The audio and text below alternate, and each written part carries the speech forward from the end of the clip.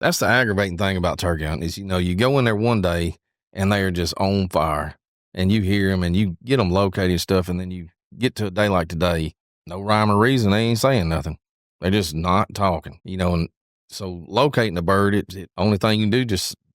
At that point, all you got to do is just sit down and just hope you're in a pretty good spot where they were at, or they can hear you and start trying to just call them up. So that's what we did.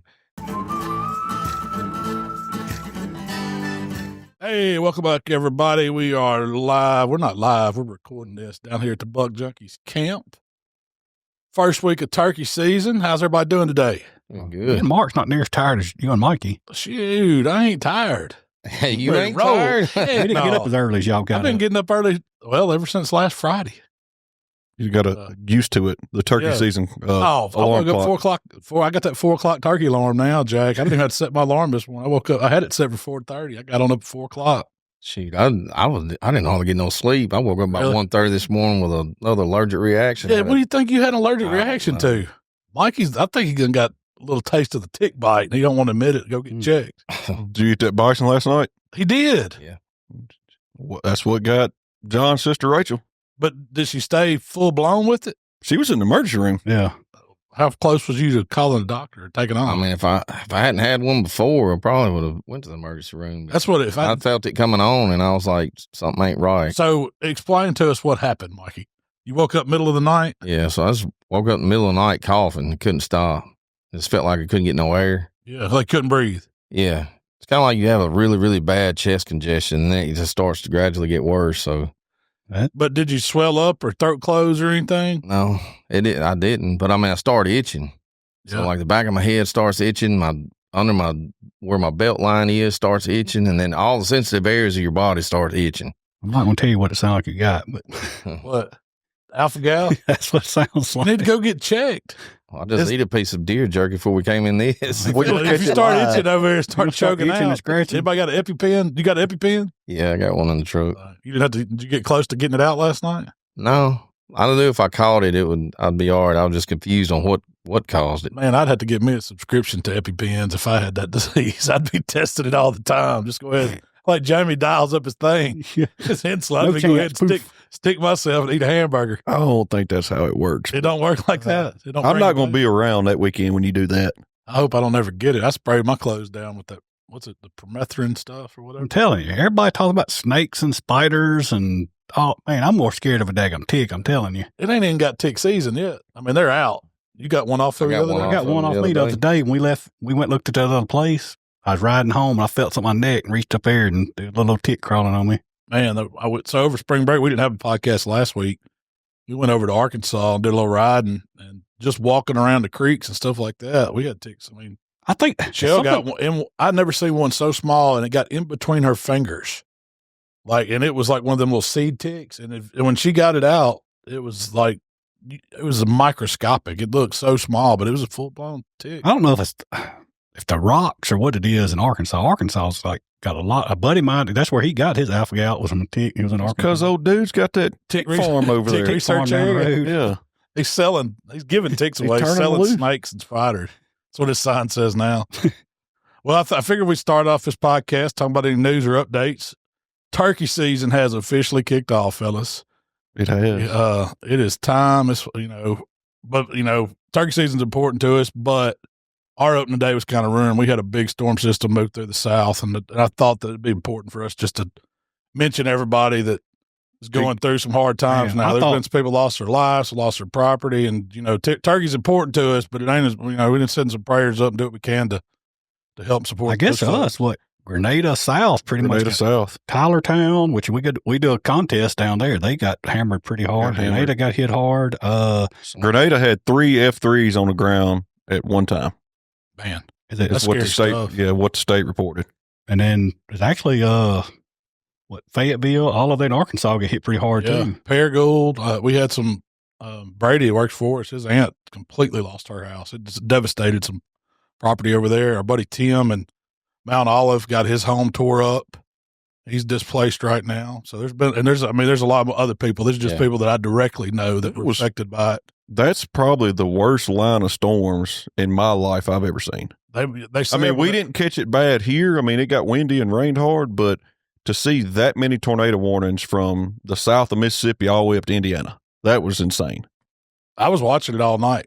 I mean, because I just knew it was fitting to, blow through. They kept saying that they told us 2 or 3 days ahead of time how bad it potentially could have got. And you don't know. You see all that. You don't know how much hype it is or whatever. They get gun shy. They'll close schools for no reason. This one was serious. I mean, it wasn't no joke. It was pretty much a guarantee a tornado on the ground at any point of the day, Saturday, somewhere, that's intense. Which it blew turkeys. I mean, there wasn't no turkey hunting Saturday morning here, not North Mississippi. I don't know what it's like down South Mississippi. I saw some guys killed some birds. We'll get to that here in a minute. I think y'all messed up. Y'all were supposed to announce opening morning and let the turkeys know that it's turkey season. Yeah. And I don't think y'all told them because they ain't saying a word. No, they ain't. they don't know yet. They didn't get the memo. No, it's coming though. They'll be fired up for long. Well, that's the thing about around here. They're still kind of locked together. It's not like they're. Yep.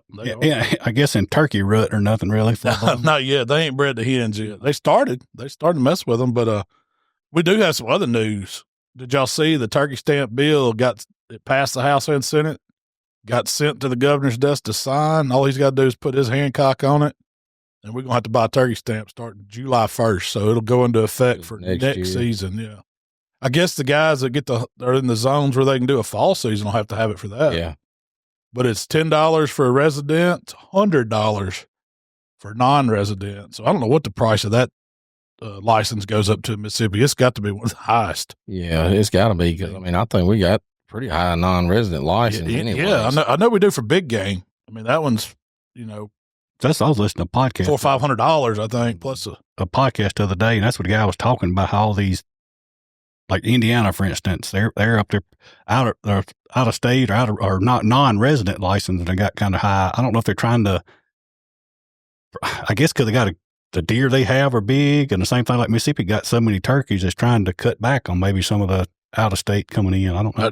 I don't know if it's that or they just cash grabbing, but all the money for these stamps does go to turkey conservation in the state. It's not going out of state. They're supposed to. I don't know what that means. What they're going to do with it? Yeah. What does that mean? Who does that mean? That is going to take it. Yeah. Who's conserving?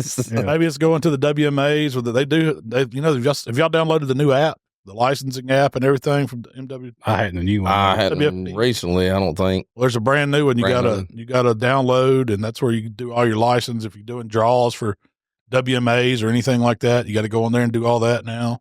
You got to do your.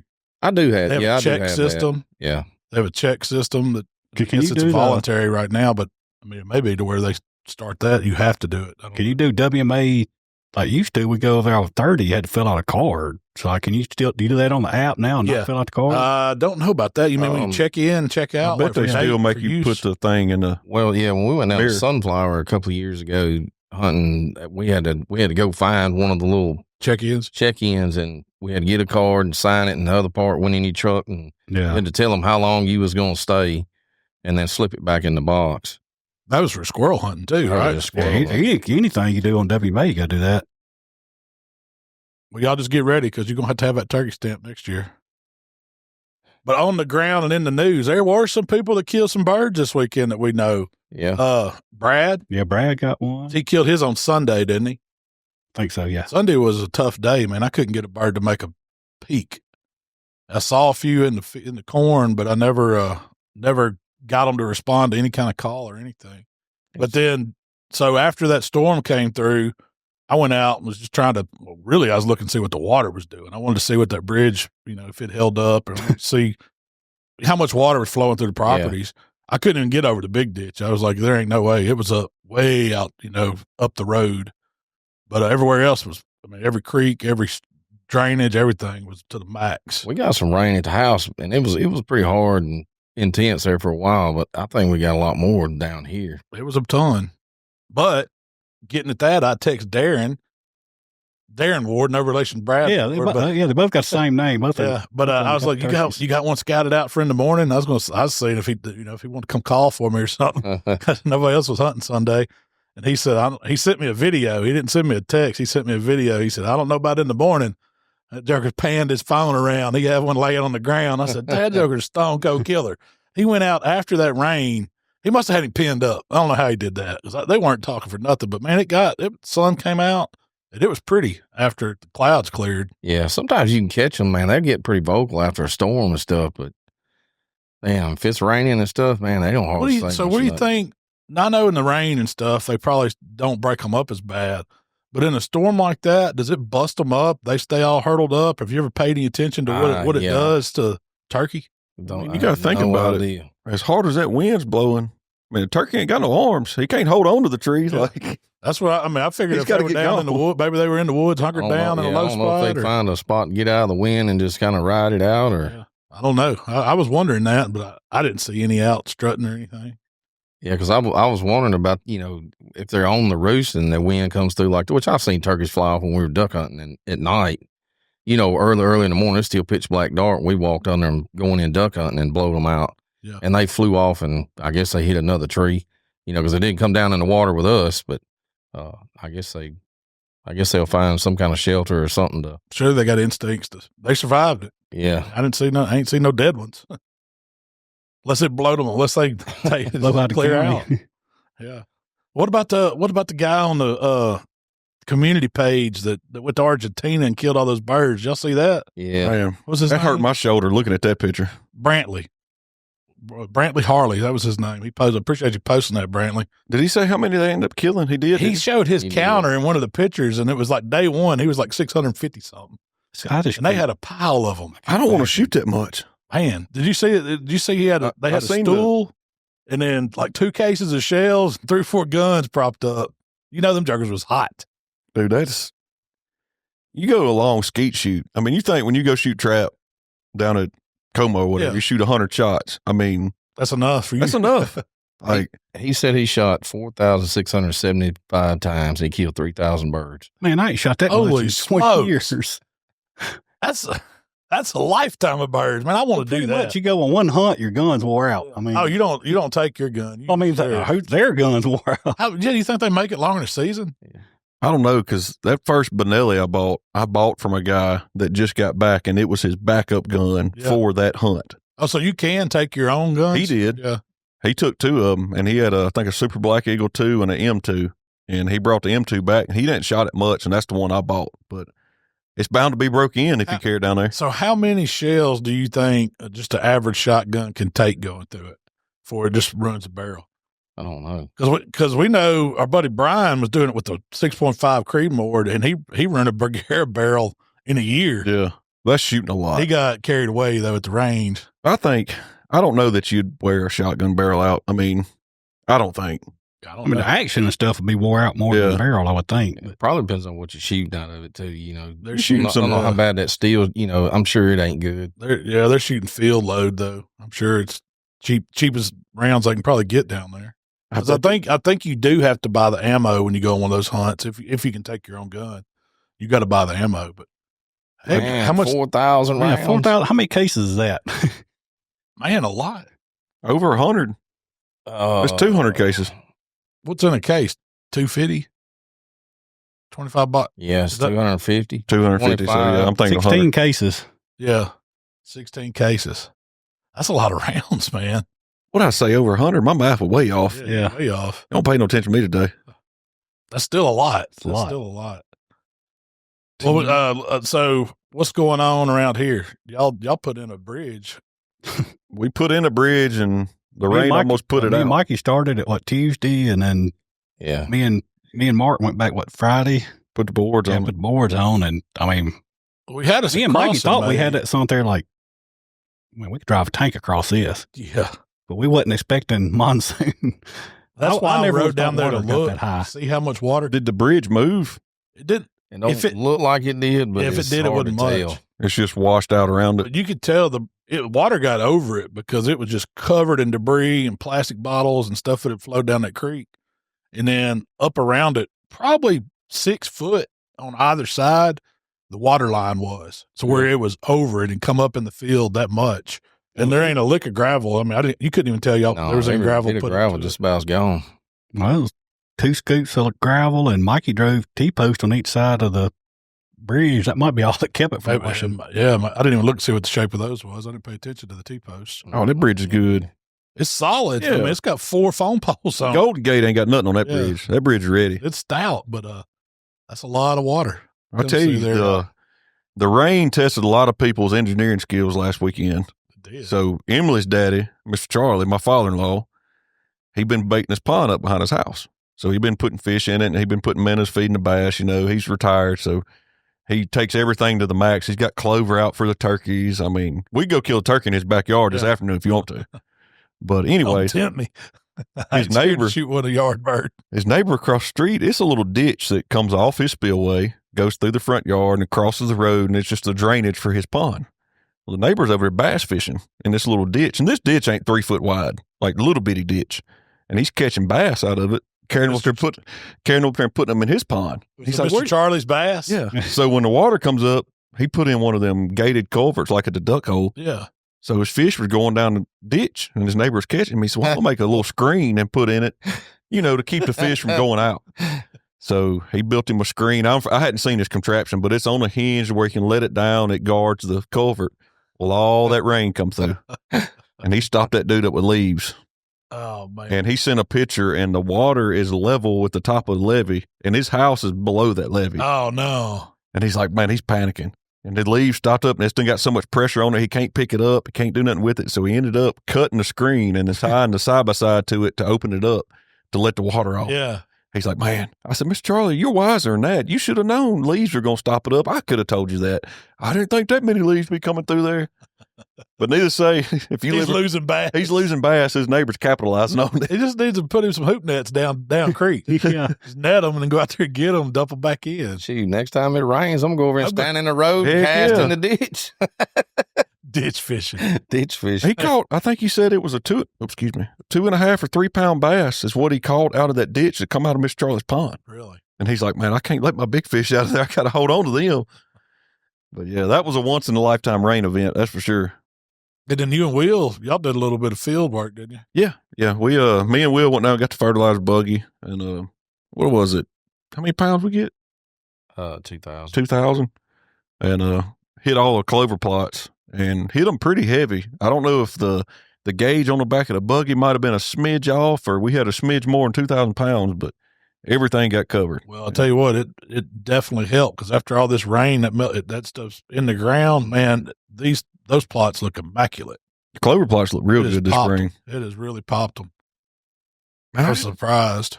I just don't know. Like, me and Will done all the plots back here, and we got done, and Will would be riding side by side, and he'd check the gate, because Mikey had us a to-do list, and it was Plot plan. It was like so many whatever per acre here, per acre there, and he sent me and Will probably the last 2 you're supposed to send to go do that, but we figured it out. Just open that gate up and let it ride, boys. Oh, that last food plot, Will was like, what do you think? I said, just put it on 4. Yeah, let it rip. Let's go. I'm ready That's to how get it always goes. The first couple, you're like I hope I got enough. being conservative, I guess you'd say. Yeah. And then you get like 3/4 way through, like, man, and you end up going back where you first started and doubling it probably.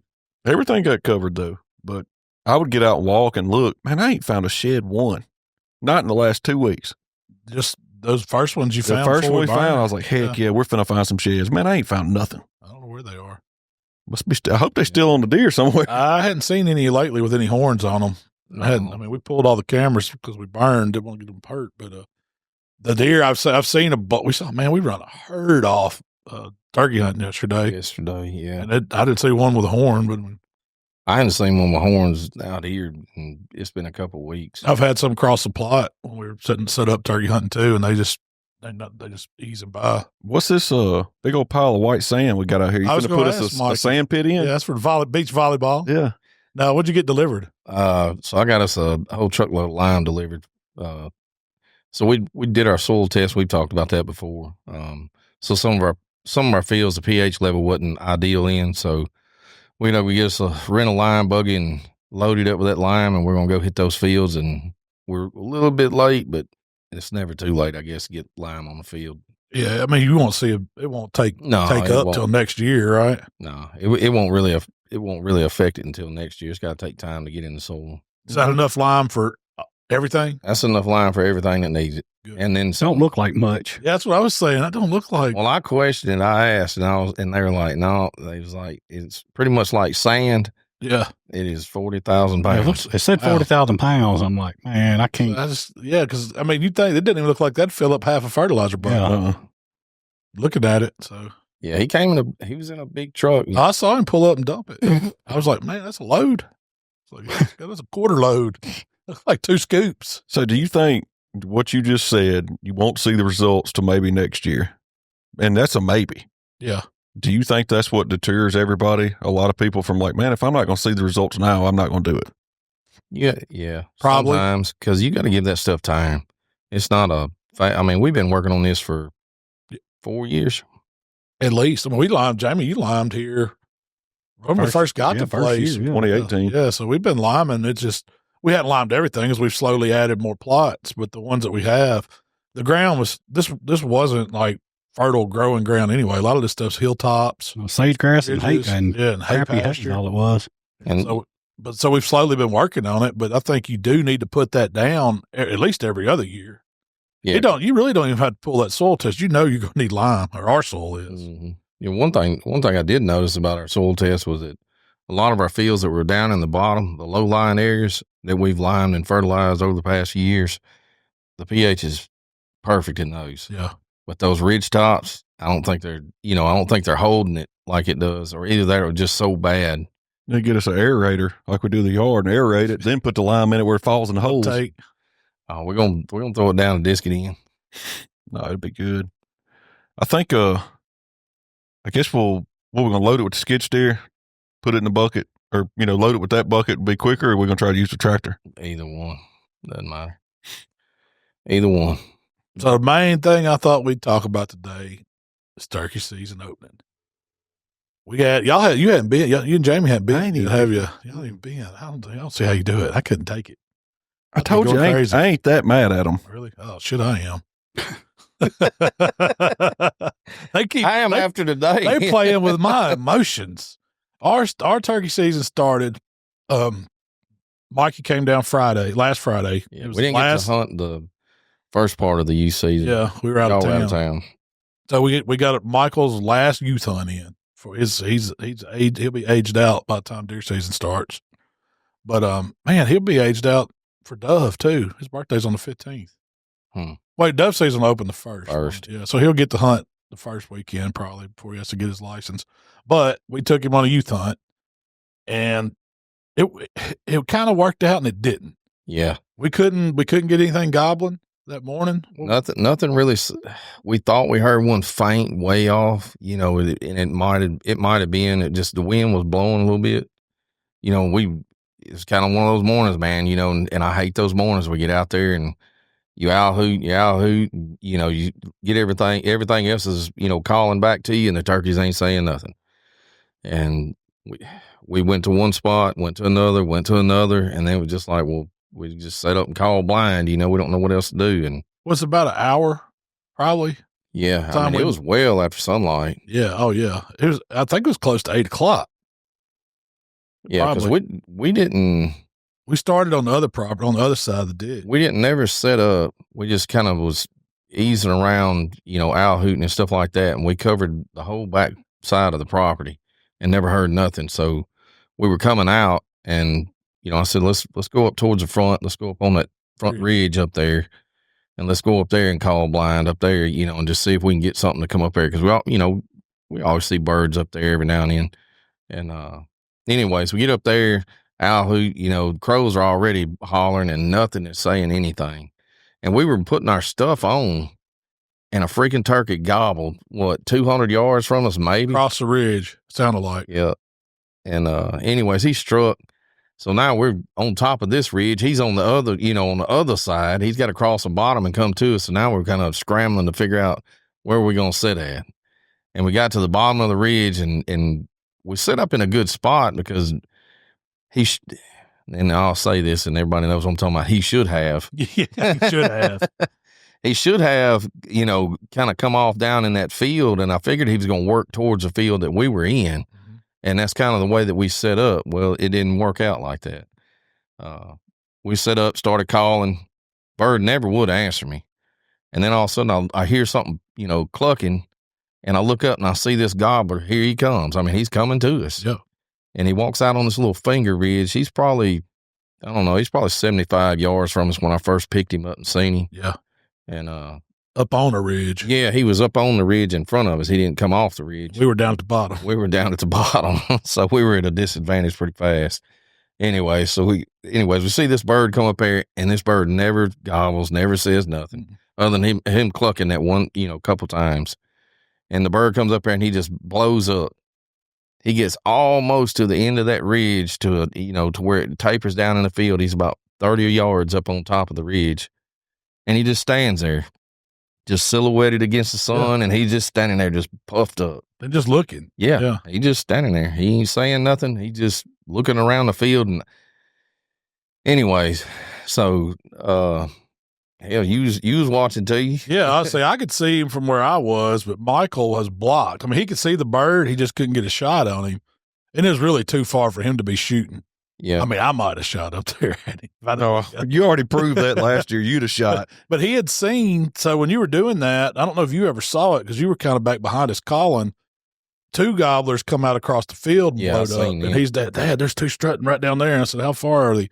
And he said, I don't know. It looks far. They're about 150 yards. I mean, they were way down the field, but they blowed up and cut out through the pines back to the north. And then from where I was, I don't know if you saw down at the end of that lane, there's a bunch of hens come off that ridge and they were pecking around down around where it curves. Yeah. And so I figured that gobbler was with them hens. Yeah. And so after we sat there, that bird disappeared for a little while. And then all of a sudden, these jakes just come hauling butt up that ridge and then went up. And it was like 5 or 6 of them. I guess that gobbler done whooped them. Yeah, you could hear them over there, and they were making some racket over there. They got into it bad. And I was like, man, I don't know what's on them birds. They never knew we were there. No. But then that jerker came back out on that same finger, strutted the same way, and hung up there for about 15 minutes. And you stood up at that point. You were going to come to us. Yeah, I had to get up and use the bathroom. So I wouldn't have been sitting there for so long, him standing over the top of us. And I was like, man, I got to use the bathroom. So I just stood up next to the tree and turned around the backside of the tree and done my business and turned back around. And I happened to peek around the tree and seen, that's when all that commotion hit. Yeah. And I was standing there. I took a step toward y'all to come over there to y'all anyways. And, he was you had to here freeze. They come. Yeah. So we had a good standoff with one. Never got a shot at him. But I considered that a win on a hunt. We had a bird come to us. He showed himself. Yeah. Put on a little bit of a show. He never gobbled really. But I was over there, and you probably could have heard me. I was just wanting that gobbler to leave. I was like, please leave, please leave, please leave. Because I was wanting to take Michael and put him on that finger ridge. He'd call him back. And that's why I was coming to tell y'all. I was like, let's get up on that ridge. You go get on the ridge. I'm going to call from here. Yeah. And before I could get to him, we all could hear me talking. There he came. They come off that hill, and he was already standing there again. There I am. I'm standing up next to the tree, but we got busted. We didn't get busted. I just had to stand there. Couldn't do nothing. Couldn't do nothing. He played the game, but we lost.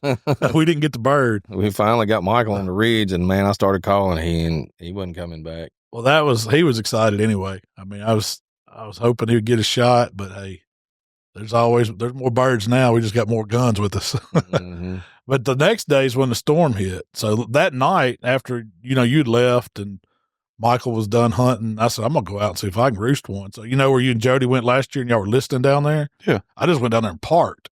And I didn't call. I wasn't nothing. But it was probably 7:15, man. You could hear some more yard dogs barking.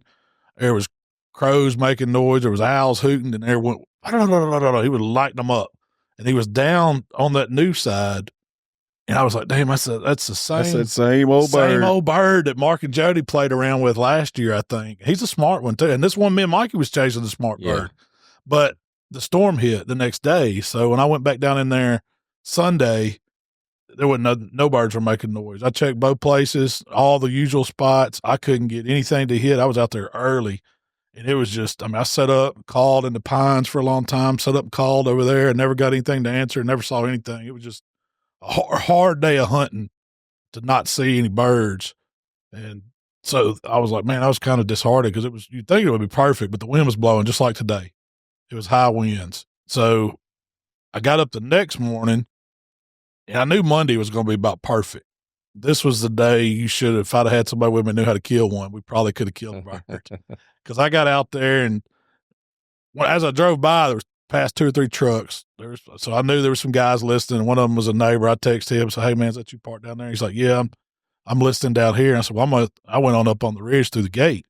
And so I said, "Stop there at the power line, just turned the buggy off, didn't hoot or nothing, just waited for the morning to wake up." And so as the crows started and birds start chirping and all that, man, one fired off right there to my left, off on that ridge where me and Mikey was messing with that one. Then I heard another one way back.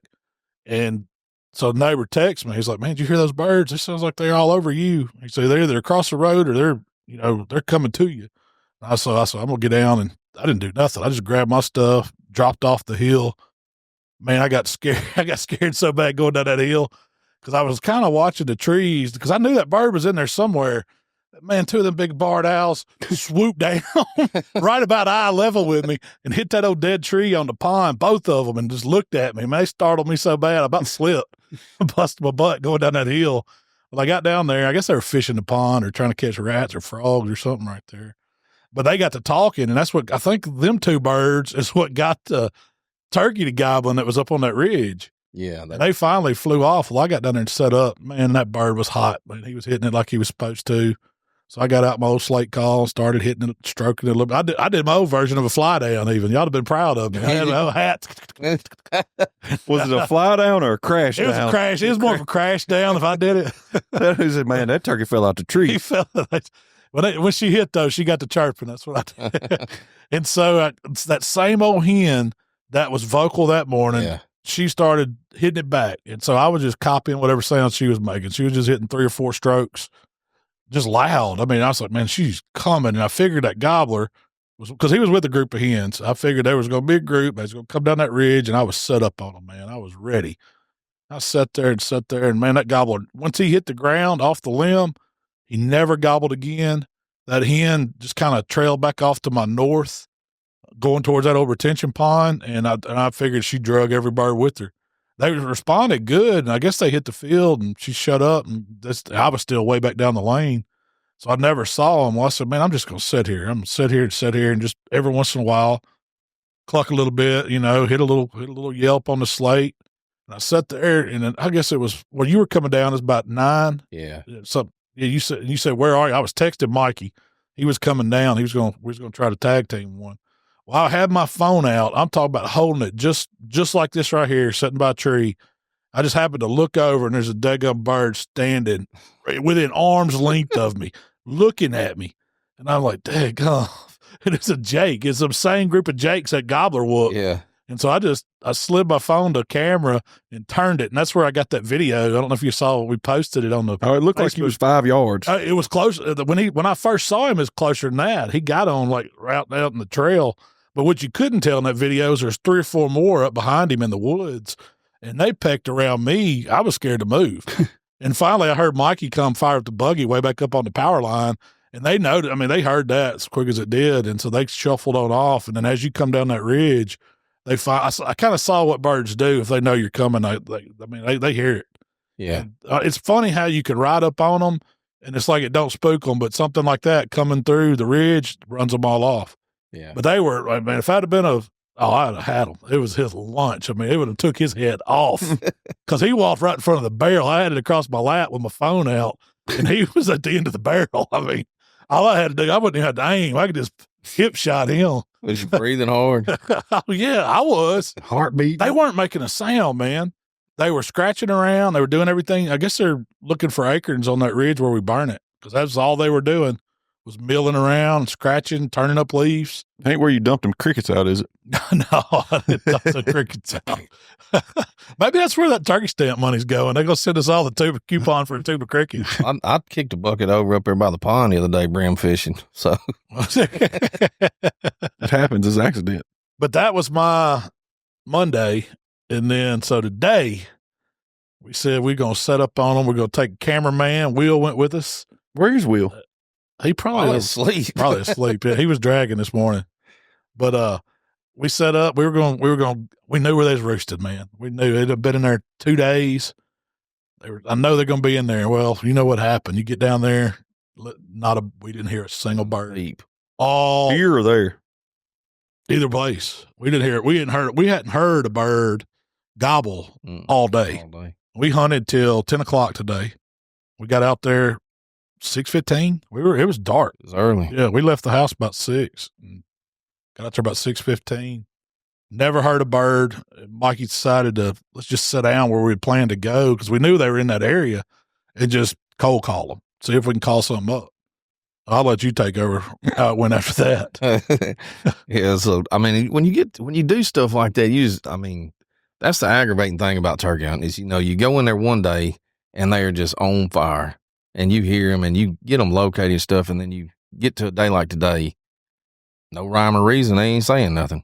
They're just not talking, and so locating the bird, it only thing you can do at that point, all you gotta do is just sit down and just hope you're in a pretty good spot where they were at, or they can hear you and start trying to just call them up. So that's what we did. We sat down, set Will up with the camera and stuff, and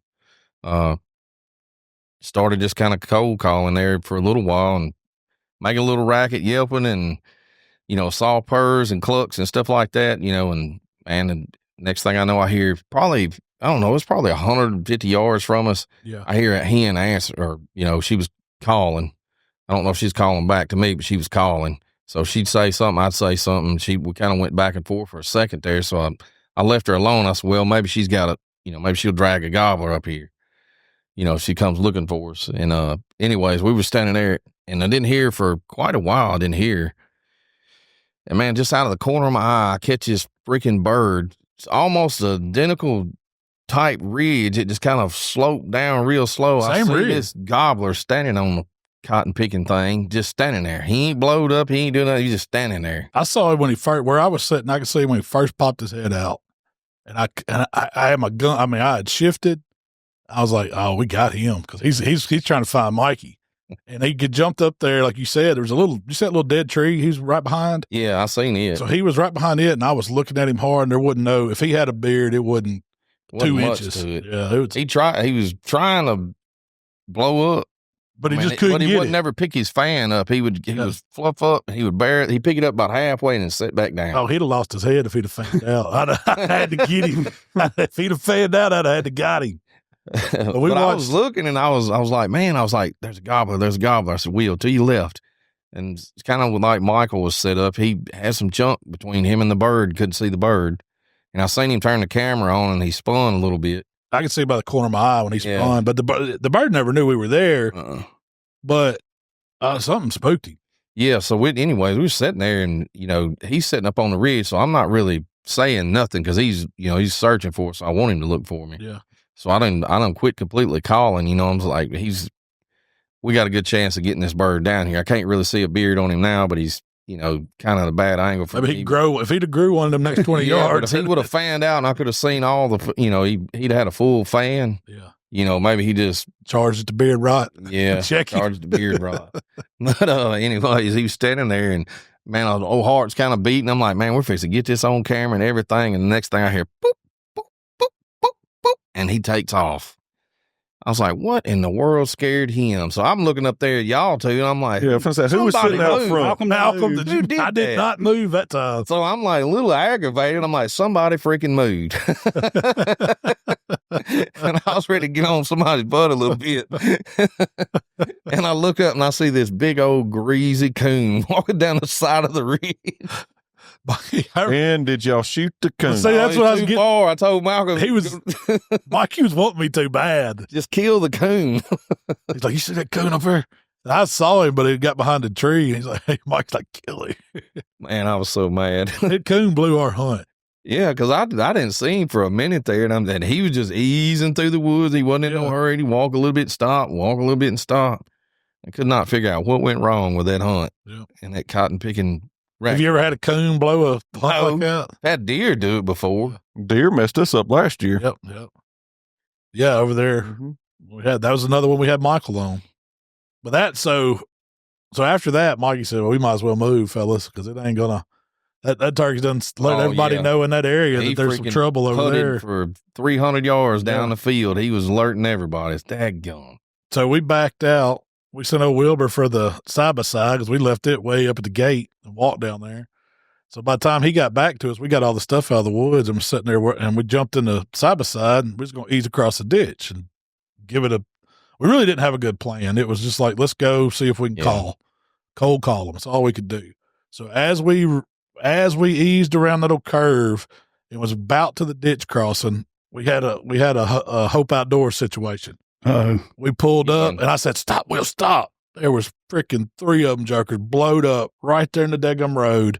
About, 6 hens? Yeah. 6 hens and 3 strutters blowed up, and they were looking right at us. And the guns were in the back unloaded. I was like, Mikey, you think you slip out there and get that gun for me?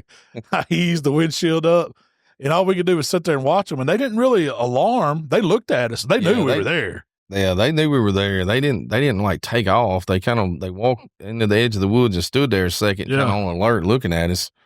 And they just kind of eased back down and dropped in the ditch. Started walking off, But they never ran. Never alarmed. None of them ever putted. One of them flew in a little bush. Yeah, one flew up in the tree and sat up there for a minute just looking around.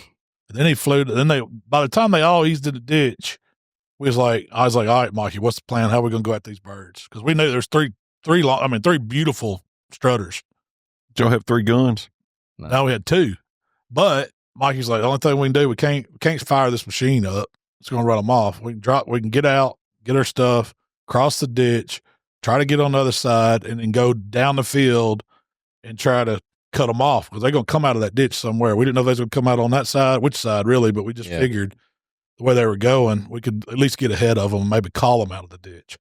So by the time y'all beat me across the ditch, I slipped and slid down it, got up the other side, and they had done, man, there wasn't no tracks in that ditch yesterday. That ditch is covered up today. So they were down in there just right before we got there.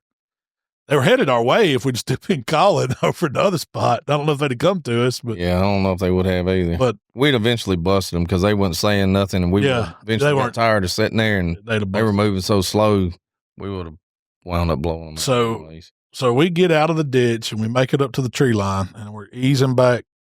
I guess that'd be east. Back east down that tree line, and we didn't get 30 yards.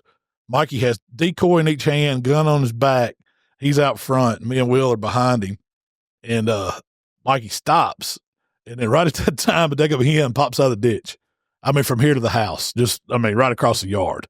I was like, holy crap, look at this. And they look around. She just turns. Here comes another one. Will's got all this on camera. Yeah, now this is, and I'm sitting there talking beside him. I was like, now this is something you don't see every day. Where's the tech come? We're hunting these turkey, and here they are. They're just walking right along with it. Nothing we could. I mean, I have my gun. Mikey's in front, and I was like, man, I want to shoot one of them jokers so bad. If that dude would have stepped out of that ditch and blowed up. Oh, Mikey'd have pepper in the back of his back. I'd have said, Mikey, get down. No, you were 20 yards from us. Yeah, ahead, to the left. I had a shot. He'd have paid for your operation. It wouldn't have been. He wasn't like in the line of fire because they were over to the side of the ditch and we were on the tree line. So we had 30, 40 yards in between us. But I'm sitting there talking to Will. I was like, all right, Will, you see one with a beard, let me know. Let me know. And Mikey's got his head down. He ain't even looking, I don't think. You might be cut your eyes at him. Well, I could see their feet out from under the bill of my cap because I had my mask pulled down. So I dropped my hat to hide my face. I'm standing there with these 2 decoys in each hand by the neck. Just holding them. Did you shake them like? No, I thought about it. I was like, man, if I had my Malcom in, I would go ahead. Put it in front of you. Just got down behind it. I would just kneeled down and got behind them and started calling. So 5 or 6 of the hens come out of the ditch and just turn and go back up towards the stand. And I never did see the gobblers come out of the ditch. By that time, once we got a clear shot, they got around that little retention pond that's got some trees on it. It was out of sight. We jumped in the woods and hightailed it down just straight east.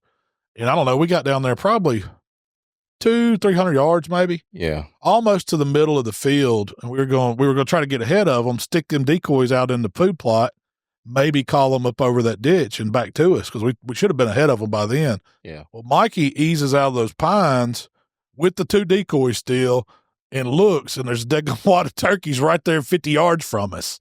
It ain't the same turkeys. It's a different group of turkeys. So he's like, find a place to sit down. So me and Will tucks in by the tree, gets the camera going. Mikey sticks the decoys. Like, well, I sat down where I could see a little bit. Malcolm's feet. Stuck with my feet. I was like, oh, nobody shoots at these things if there's somebody out here. But the whole time, we've got these birds down the field from us, and they aren't responding to. They're not making a sound. I couldn't tell if any of that group had a strutter in them or not. I never did see one. I mean, that wasn't even the birds we were after. No, it was a whole different We group. didn't even know I didn't even know what they were. I just seen turkeys. Kind of, the sun was shining on them in the edge of that corn. Yeah. And I was like, darn, they're right The here corn. in the edge of the corn. And so they stayed around there for, 30 minutes. And then we finally I was like, man, something just come out of those pines. I could see down there right at the center part of the wagon wheel. And it was a pretty good sized bird. And then one after the other, I don't know how many, it's probably a dozen comes popping out. And I was like, Will, can you see? I turned around and was like whispering to y'all, can y'all see these birds? Because I was on the closest to them. And they were probably, 50 yards from us. It wasn't far. Nah, maybe a little further than that. A touch further than that. Maybe 100 yards at tops. Yeah. They was definitely in my range if I had a clear shot. But anyway, they come out, and then before you know it, one of them blows up, and he's strutting. And then I saw him, and then my heart starts pounding. I was like, this dude's coming right to us. We moved the decoys. Yeah. That's what it was. You got up, snuck out there, and moved the decoys. That one group finally moved on. We moved about 50 yards. We need to get up to the middle of the field because, get a little further in front of these birds to be able to call them, where we want. We need to move up a little bit.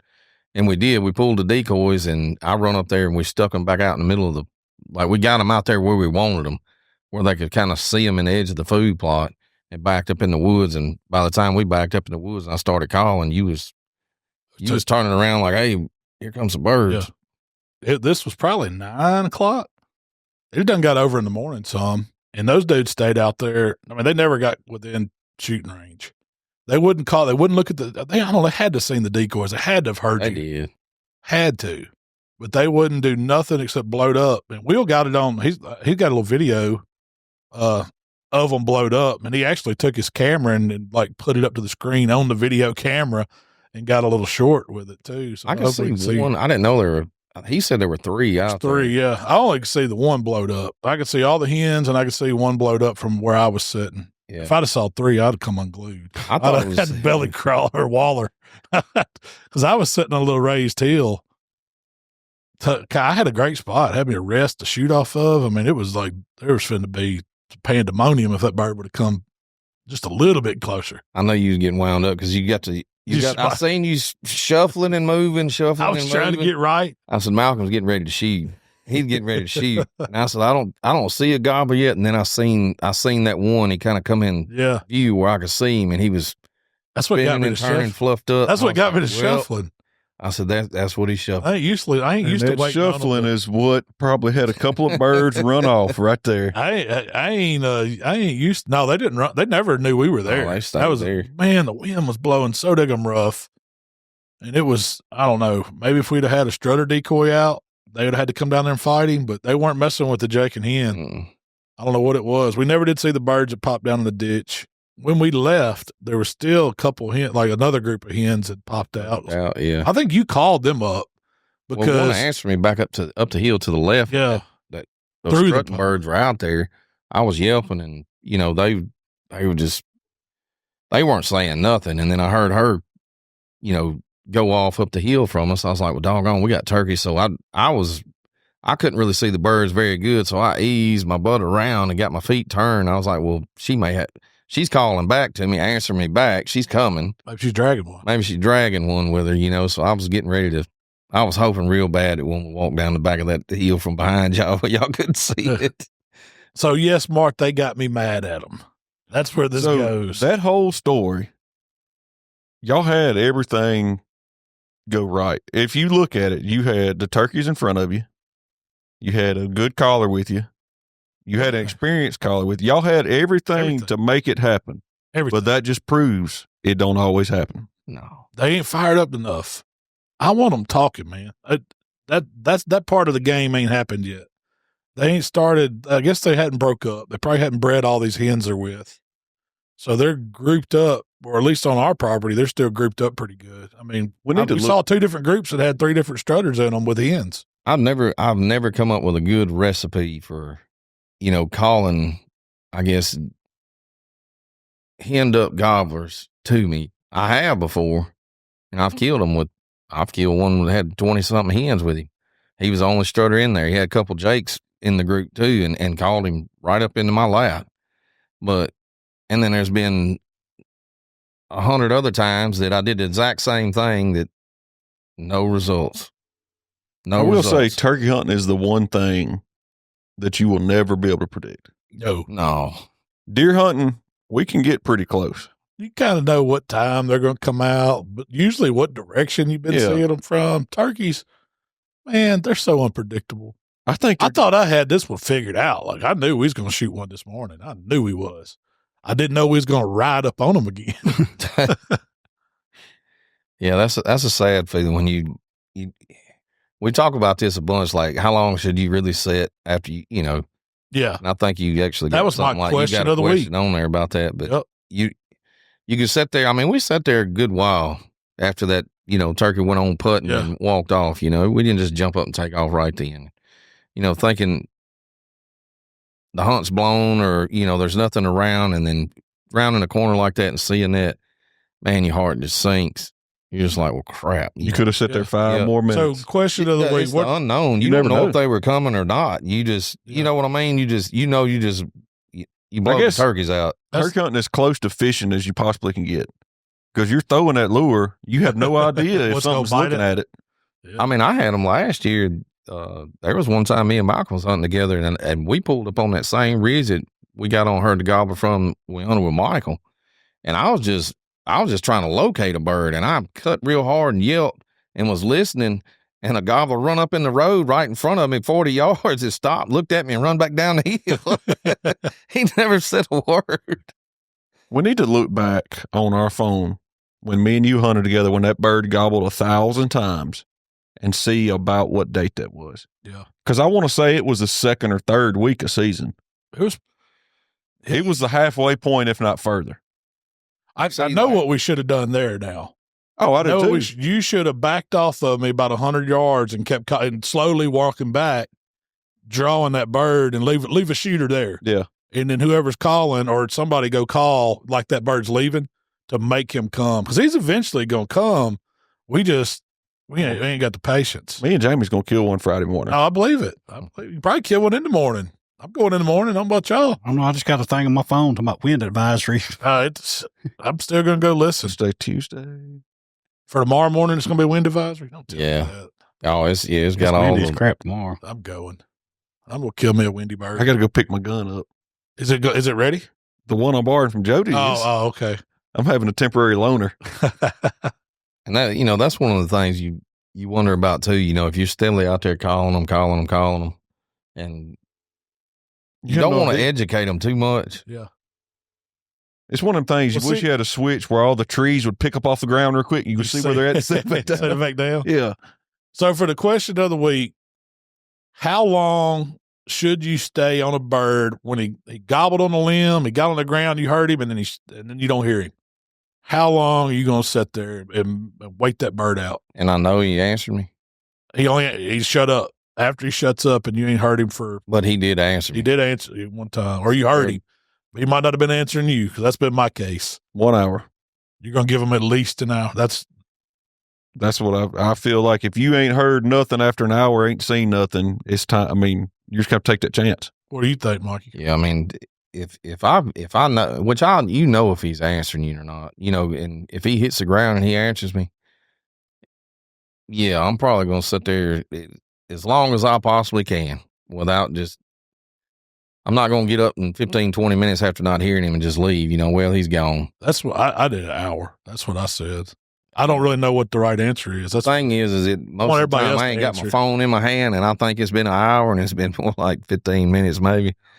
But yeah, if I can watch the time, yeah, if I know he answered me. If he didn't answer me, he was just, I located him and he, with owl hooter or something like that, or I just heard him gobbling, but I would call and he didn't answer back. I'm going to sit there 15, 20 minutes. I think, too, that's how you were taught to turkey hunt, too, though. Like, Daddy, he sit there to lunch. Like, he ain't going to move. He's going to stay right there. If he ever has him, he's not going to push it. Now, Jody, you have to tie him to a tree. Yeah. He's going to push more run and gun. And I think that's just the style of hunting. I don't think there's nothing wrong with either one of them. It's whatever works for you. But I'm like Mikey. It's just like any time else. You get down out of the deer stand and you walk to the end of the food plot, and that buck comes running out. Your heart sinks. You know, you could have sat there 5 more minutes. I don't like hunting the birds when they're not vocal, and I'm very impatient when they don't respond. Do you think it messes them up? What? I think they learn you. Oh yeah, they'll learn you. Yeah. I think every time you interact with that bird, you're educating him. He ain't educating you. Yeah, I think he's gaining more knowledge on you than you are him. And I've told you this, or y'all this before. If they're not responding to me, I'll pack it up and go home. Just because I don't like sitting out there and yelping and yelping and yelping and yelping. And just like today, I mean, a turkey walks out 60 yards down there I never knew was in the world. And then here comes one walking up next to me. And, he's heard you, but you never heard him. I like that response. I don't have to have it constant. I ain't saying I want to hunt a fired up bird every time, but I need that response for me to know that, hey, that bird is answering me. Now I'm going to be patient and sit here. If I'm just sitting out there blind calling and stuff, I mean, blind calling, I can sit down and just sit there for an hour, but if I heard the bird and he don't come to me, I'm very impatient. Yeah. Well, that was it. That was a question I had this week. This week, bird will hit the ground by somebody sitting in this podcast room, and I don't think it'll be Jacob. I hope so. Jacob, that would be cool, man. If you come up if you shot one, we'd bring you on. Well, what's cooking at camp? Y'all did a couple of videos coming out. Man. You did a 101 gravy style, right? Yeah.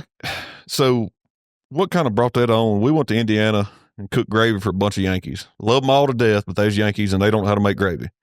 And Mark's idea, a bunch of gravies, a jambalaya pot. It was a 10-gallon jambalaya pot full. That's a lot of gravy. 10 gallons. But anyhow, we got to making gravy, and I take it for granted because Daddy taught me how. And I watched Daddy make gravy a ton of mornings, and I was passionate about it. Well, we got up there, and everybody's like, man, how'd you make this gravy? How'd you make this gravy? And I was like, it's simple. Like, there's nothing hard about this recipe, but I think it's a lot of steps that my daddy taught me that a lot of people don't know. So we kind of went through and done a gravy 101 recipe because I don't care what it is. Every meal deserves gravy. Some form or fashion. You're in the South. If you're in the South, you can make gravy for any meal out there. You name it. Spaghetti, you make tomato gravy. Put it on garlic bread. It's good. I mean, there's plenty of options. So that was kind of what I wanted to do, was show the base of a gravy and then show how you can take that gravy base and turn it to any flavor you want that'll complement any meal. And it was good gravy. Made some molasses gravy, made some beef gravy for Jamie's dish that day, and pretty much he was telling everybody I don't know how to make gravy. Yeah, Jamie don't know how to make gravy. So what video did you do? I did I used to call it like a bison bake. I got some bison burgers, seared them up in a cast iron skillet, and done it like, at all honesty, kind of like au gratin potatoes in there, and you just put the bison on, burgers in there, and then topped it off with more potatoes and then gravy. Did it have onions? Yeah. Did it have mushrooms? Nope. I should have added mushrooms. So you just kind of layered like thin sliced potatoes, onions, then bison patties, then potatoes, onions again, and then stole some of Mark's gravy, put on top, and then once it got done, layered the top with cheese, and then baked it. It was good. And then that's just how you eat it, just like that. It was good. I mean, so you could probably do that. Not even with patties, just loose meat. Oh, if you were to do that, brown it up and layer it, I bet that'd be dang good, man. You'd have to let it cook down a little bit before you put it in there, because you don't want your potatoes to get mushy. But you could stage that and get it. Did the potatoes have some texture to them? Do they still like a scallop potato, or were they super soft? No, they had a little texture. They were good. Shoot, if you get some lean beef, you probably put it in there raw and cook it. Yeah. Let's let that little bit of grease get in the potatoes. With that bison, it ain't gonna be much grease. That bison don't make grease; it makes moisture. Yeah. There's a lot. Did you notice that when you cooked it, a lot of water comes out of it? Actually, I was going to tell you that mine didn't. Man, ours did. Every time I've cooked it, and I don't know if maybe it's from Maybe yours, if that grind you had might have been from a front shoulder and ours was from a hind quarter. I don't know. But, man, when I cooked some hamburgers in the skillet, dude, it had a ton of moisture. And it wasn't, like, dry. Like, it was a good burger patty. Yeah. But doing tonight. That's all the thing we had cooking this week. Cooking? We got the Beast and Brews coming up. What weekend is that? The 29th, I think? Yeah, I think so. Senatobia, Mississippi. If y'all are interested in getting in a wild game cook-off, you can go to their Facebook page. It's the Beast and Brews. And it's always a good time. You can go out there and probably talk some folks into letting you sample some wild game, and then you can go sample you some beer too. Yeah, it's a good event. Very good event. And we got what was y'all's idea for the turkey call giveaway? So we want to see your best turkey calling sequence On video. on video On the page, right? We're going to on our page. Tyler, by the time this comes out, hopefully Tyler's got a post out there, but where you can drop your videos up under that post, and just give me a turkey calling sequence on any turkey call you got. It could Whichever be one you a feel box comfortable call, slate call, Yep. push pull, mouth call. Just give me a quick, 10, 15 second video. I gotta see if I still got my gobbler. I still got your gobble video. I'll just submit it. Maybe I'll win something. And anyways, the winner of that, I'll send you a box of turkey calls. Yeah, we're gonna try to. We hadn't. It's gonna be some mouth calls, probably box call and a slate call, right? Probably throw in a hat to go with it, but we'll run that for the next couple of weeks anyway. Yeah, we're running till the end of March. As always, man, if y'all want to share your pictures of whatever you've been harvesting, we'll be glad to give y'all a shout out on the podcast too. So we'd love to see those in the community. So where can they find that community? Y'all know? It's at Buck on Junkies. Outdoor Facebook, Club, Buck Junkies Facebook. Outdoor Club. Buck Junkies Outdoor Club on Facebook. I want to see something besides some Easterns. Show me some of them cool turkeys. Oh, you want to see like I want to see somebody West? post oscillated. Yeah, I don't know. The only person I know who's killed one of them's Darren. Yeah. He's a turkey killer. I ain't never seen one, but at NWTF. So Yeah, I've said they're pretty turkeys, They're pretty. man. They look like they're pretty ugly, but they're pretty. I don't know. They got some awesome colors on them. It's almost like peacock color. That's what I'm saying. It looks like a cross with a Yeah. peacock. Did you ever find a peacock call? I did not Dude, yet. No. We're trying to locate. Have y'all ever heard of a peacock call? I feel like there's You need more to to. I feel ask like there's more Jody. to this question. No, well, so we were thinking about me and Mikey going out to Texas to try to kill a Rio, and we said we don't know if they'll answer to our owl calls that we got. Or I mean, I'm sure we got crows out there, but it's like, man, what if we got a peacock call? They got peacocks? I don't know. No. It's What the heck were y'all it's, gonna gain? it's just a high pitched call to Yeah. shock goblin. It's just something to get them shot gobble. They ain't coming to it. I don't think they might. Who knows? I wonder if you can do it with coyote. If they're You responsible. can. That's Yeah. what we were thinking. Take a coyote call. Try that. Squall them one up. Anything to make racket will probably. Yeah, they used to make a bunch of different locator calls. Like they had peacocks, they had crows, owls, coyotes. Used to be a bunch of them. I looked at it briefly, and that's what I found. It was like a 36-in-1 call. And you said, I don't know about that. I don't know about no 36 and 1. Yeah, I want one I specific. want it tuned for that. Or you just got to blow. Yeah. You don't have to do no Yeah, crazy. like that on Ninja Owl call, man, they don't get an easier owl call to blow. Anybody can blow that in the morning. I don't know which one I got. I like it though. Does it sound good? Can you do it with your mouth without a call? That's Man, what I'm Mikey working probably on. hears me on the back porch at night. I'd be trying to get the mouths to answer me, and they shut up when I say That's what something. you need people to do videos of. On their Trying locator. to hoot, owl, mouth, hoot. yeah, hoot. Barred owl call with your mouth. No call. Let's see the videos. Oh, I want beginner ones though, 'cause I want I'm over there talking about who cooks for you. Yeah, that's who how I- cooks for you. mine sounds terrible. Well, We got those new videos coming out, and that's pretty much it for today, fellas. we're finna get back on some work. Y'all are over on the new property, clearing out some lanes. You planned on doing a video kind of showcasing. Started that. It's a little tricky when Jamie's throwing 4-foot logs at you with the mulcher, but it gets a little tricky filming around him at times. As it does. You need to definitely stay away from that thing. I don't know. We need to rig up a camera on it, Jamie, so you can do the recording from We need inside the GoPro. cockpit. But man, that's going to be some good property. It's going to take some work, but it's got potential. It's another little small piece of property that we've added, and hopefully there's some critters on it. Let's get back to work. All right. Well, y'all take us on out today. Appreciate y'all listening. Yeah, thank y'all for listening. Y'all check us out on all the platforms. Keep your eye out. We got plenty more content coming out, and good luck this turkey season. I think hopefully we can get us one this week on the ground. One of us hopefully can. But other than that, we'll see y'all next time. We gone.